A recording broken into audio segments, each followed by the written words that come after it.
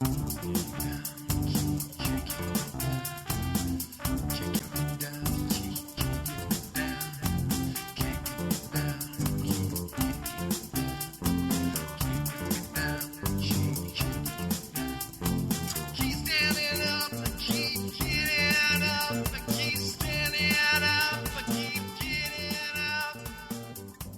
to Skechcraft, the podcast for art, design, and process junkies. I'm Rob Duenas, full-time graphic designer, illustrator, and artist esquire.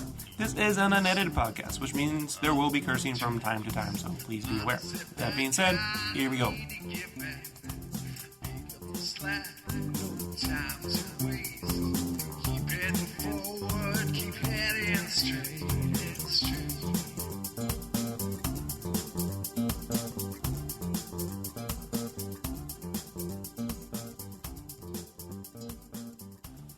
Okay. All right, so hold on, guys. Latte. I love you so much, latte. You're like a breakfast substitute. Okay, so goodbye, Gamefan. Part 2. When last we spoke, I sort of got to the end of issue 6. And I was sort of leading up to my departure from Gamefan. And so at this point, the website was trucking along, but not to the point, not to the level that I had hoped for. Dave kind of really wasn't interested in working on the internet in any capacity, which was a strange position to be in. And then, which I didn't fully understand, but I sort of get his point. There's a lot of personal stuff I kind of can't get into because, I don't want people to think that there's certain people I don't want to think that I'm picking on. But there was a point, right, editorially, where some people wanted to participate in the website, some people didn't. And between that and the editorial for the magazine, I just think that Gamefan was so hard.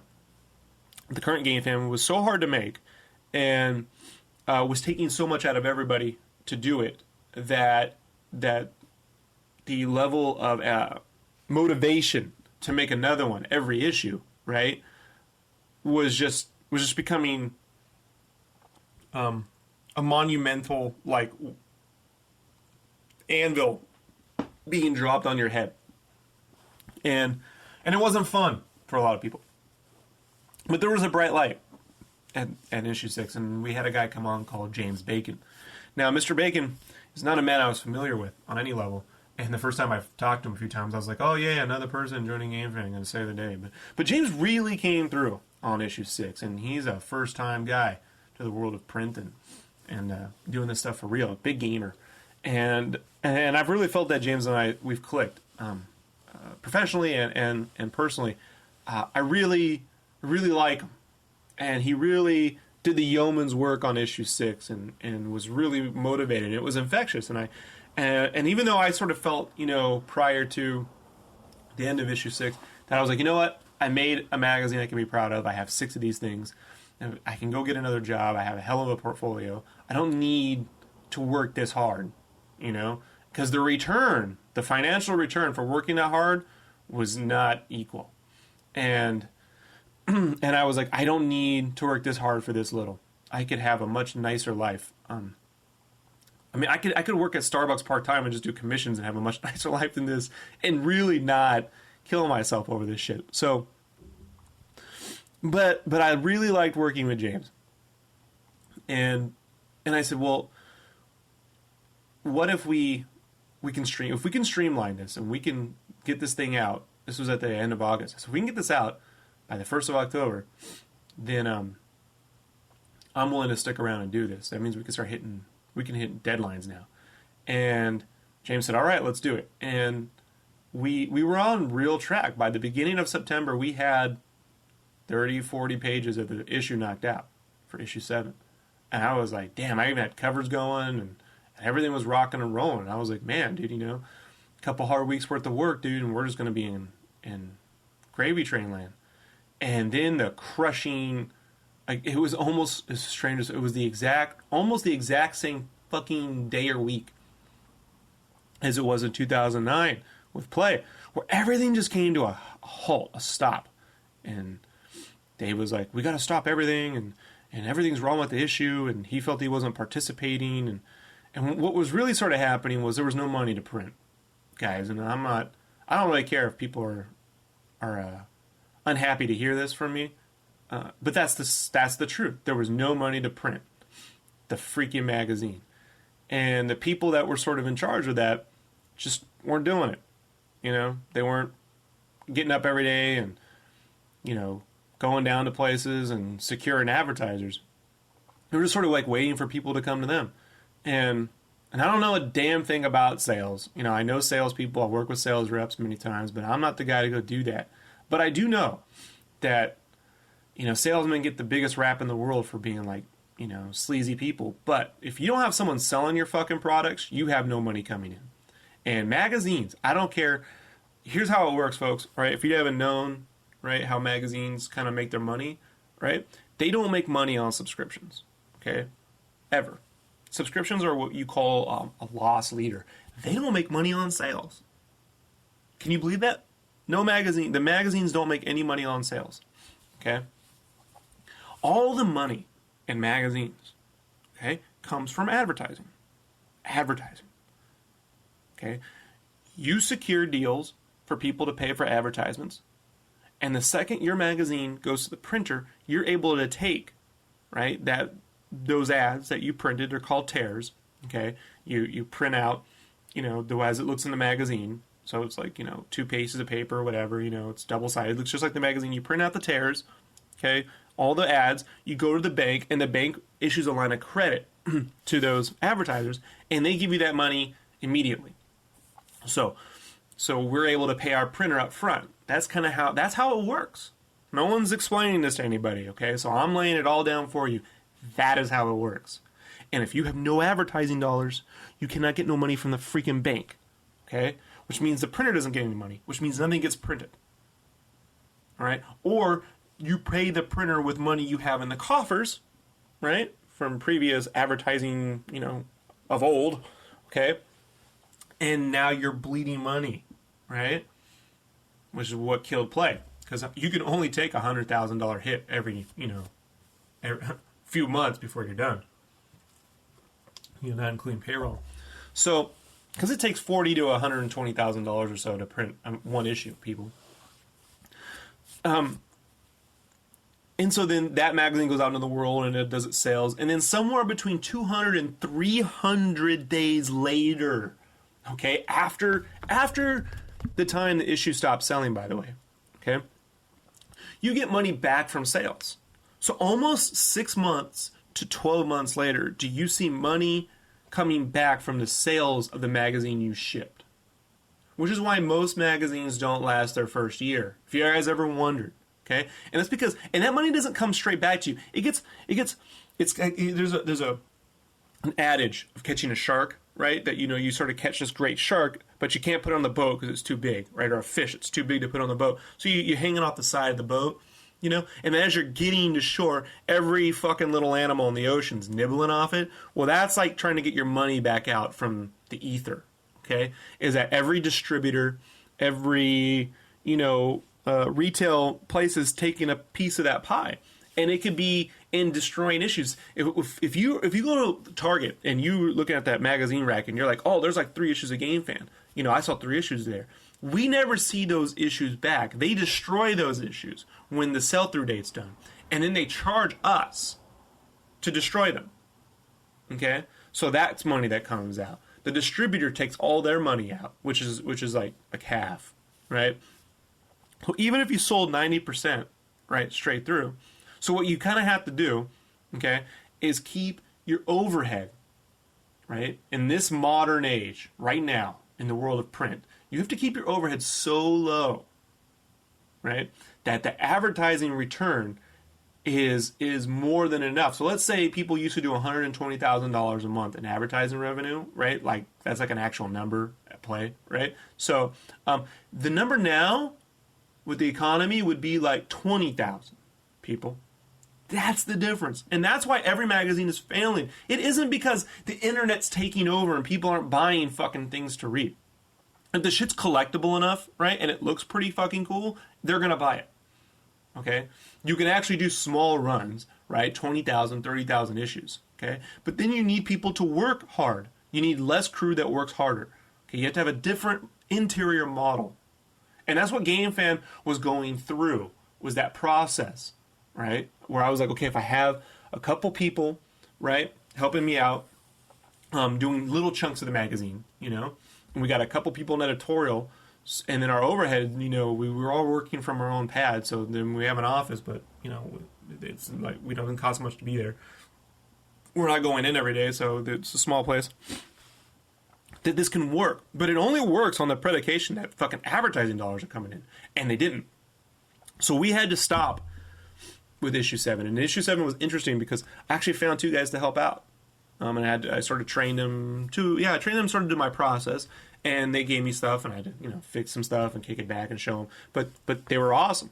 We had Johnny and Michael come in to help out, so now I got people who are helping, and they're at least getting me through an extra 20 or 30 pages, you know, collectively. You know, I wanted to get them through 20 or 30 pages each, but that's unrealistic at first, I understand.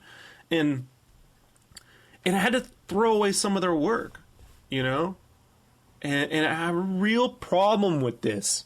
You know, I don't like working and having to throw away work, you know, and then go back and remake that work and be told that I'm taking too fucking long, you know? And so issue 7 took from, you know, the end of August up through December 1st to make. That's 4 months. September, October, November, December. That's 4 months it took to make one fucking issue that was almost already done in the beginning of September because of this. And there was a lot of, like, personal yelling and screaming on my end at home. No one heard this, you know, just fed up with the whole fucking thing. And I officially handed my resignation in the week before we printed to Dave. I said, you know, Dave, I quit October 10th, my birthday. I actually quit in October. I said I can't do it. And he said he can't print the issue. He has nobody, you know, he really needed me to finish this and, you know, stick around, and no company without Rob, and I'm everything. And I gotta be honest, folks, I'm not trying to, like, take credit, but for this, the current state of Gamefan, the way it looks now, that's 98% me. You know? 98% me, or let's say 95% me, 3% Dave, and then 2% James, in terms of, like, vision.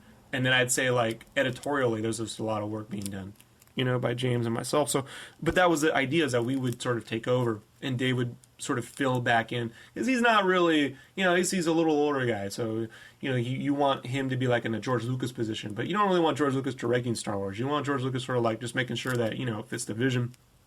Creative guy. But I was done, guys, and I came in and said I agreed to finish it, and I finished it, and then I resigned, and I don't know what's going to happen to Gamefan now. You know, I support Dave in Gamefan. I have a huge creative stake in the magazine, and they sort of see me as a partner, and I want it to really succeed.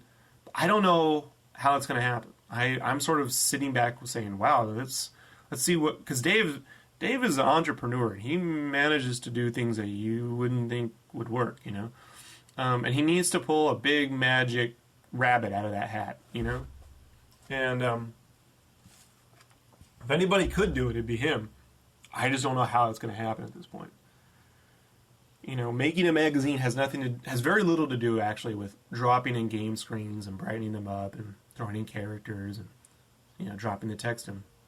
It has everything to do with managing all that content, acquiring it from out in the ether, because no PR fucking rep wants to work with you or hand you of anything of printable quality anymore, because they're so used to dealing with internet blogs. They hand you 147 kilobyte fucking pictures.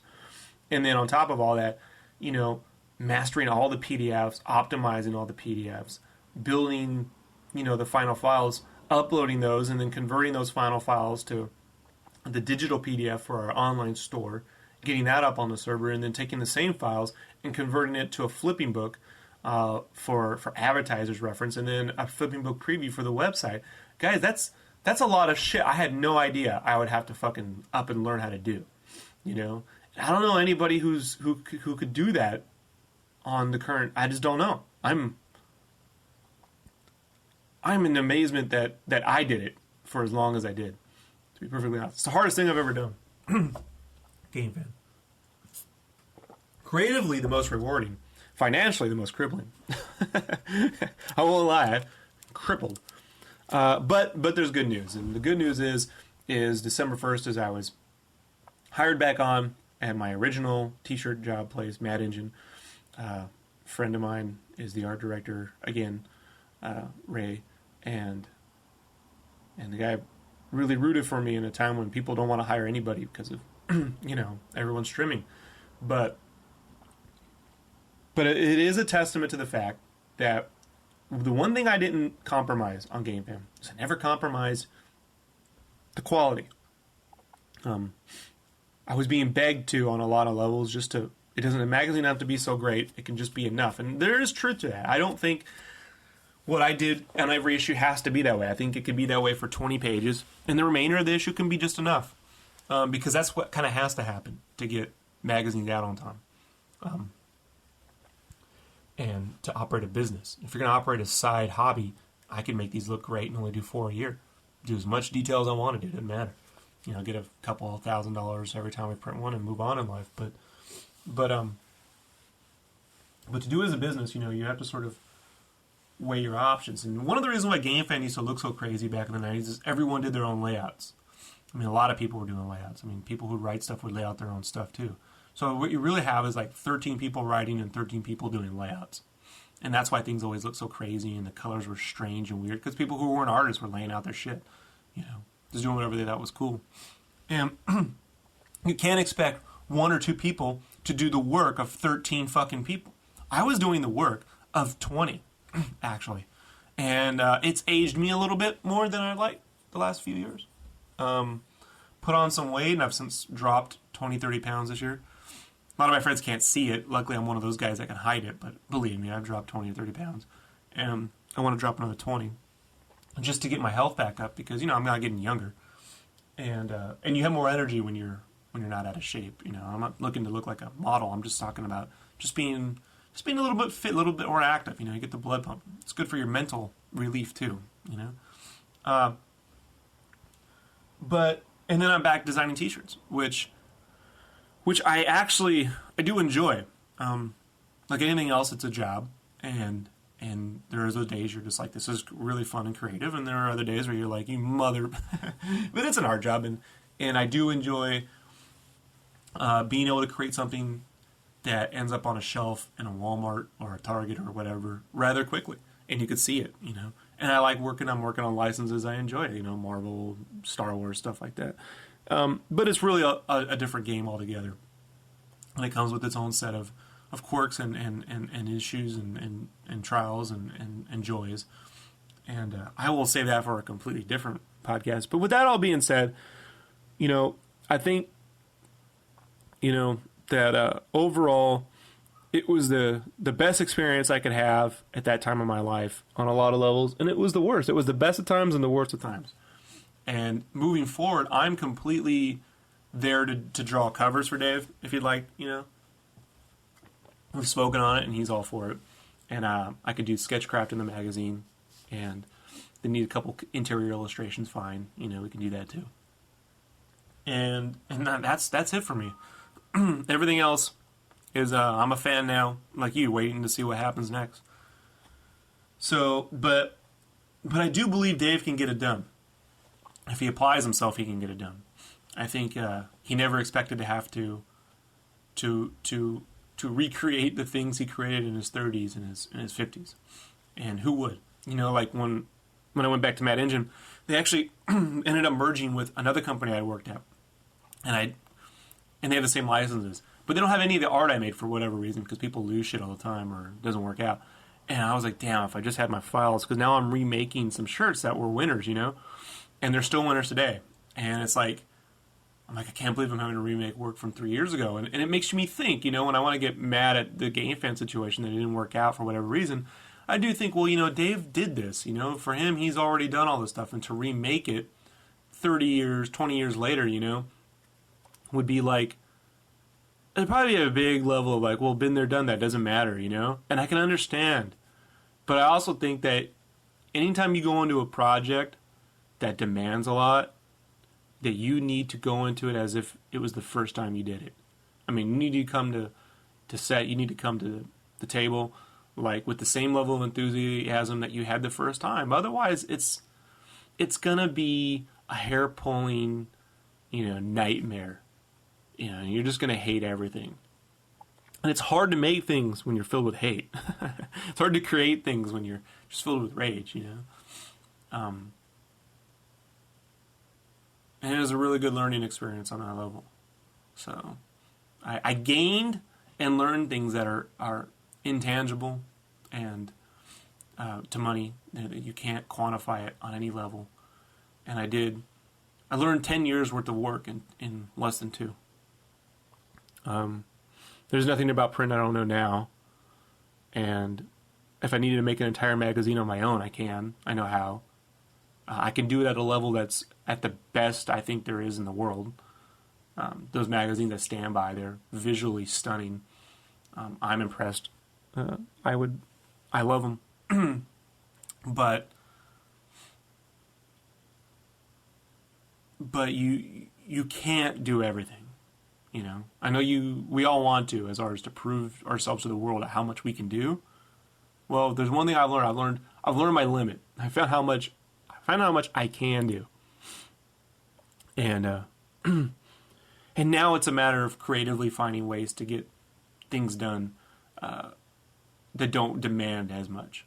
And that's the new game. That's the game for 2012. Is to get things done at the same level or at a comparable level without killing myself. And that only comes with experience. You can't go into that not having fought some battles. So that's a whole nother.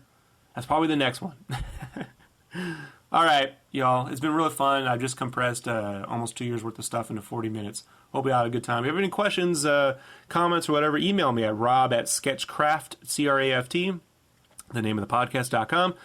You also go to Skechcraft, C-R-A-F-T, the name of the podcast.com, sketchcraft.com, to get up, keep up on my DeviantArt, keep up on all my submissions and the current podcast. You can go to Skechcraft, C-R-A-F-T.net. And that's where the podcast sort of resides on the Podomatic side. And with that, I will see you all next time. Bye.